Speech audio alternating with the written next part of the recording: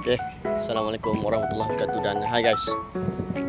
Tarikh puasa dah tahu, iaitu Khamis 19 Februari 2026. Jadi malam tu adalah malam terakhir bulan Syakban.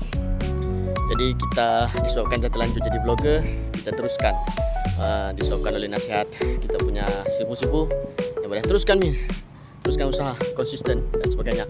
Okay, jadi kita buat challenge untuk Ramadan. Okay, kita buat 30 hari puasa, 30 hari activity ataupun vlog day 1 until day 30. Let's go guys.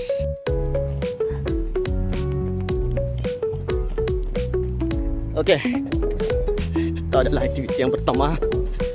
Bukan termasuk day 1 lagi, tapi teaser lah.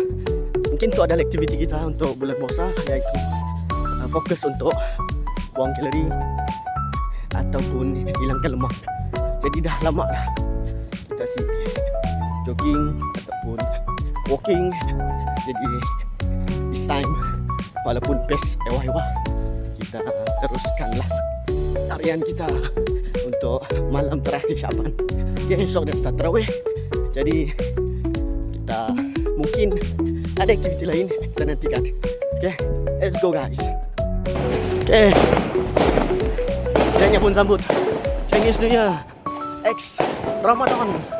Okay, selamat menyambut Chinese New Year guys, dan selamat berpuasa pada Khamis 19 Februari 2026. Let's go. Cukup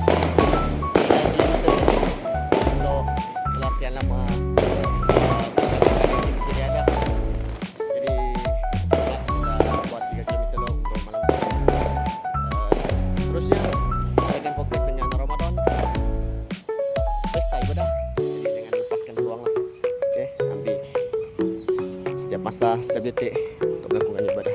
Dalam masa yang sama, projek kita 30 hari Ramadan tetap diteruskan. Alright guys. Jadi ya, untuk malam tu jumpa besok. Good night.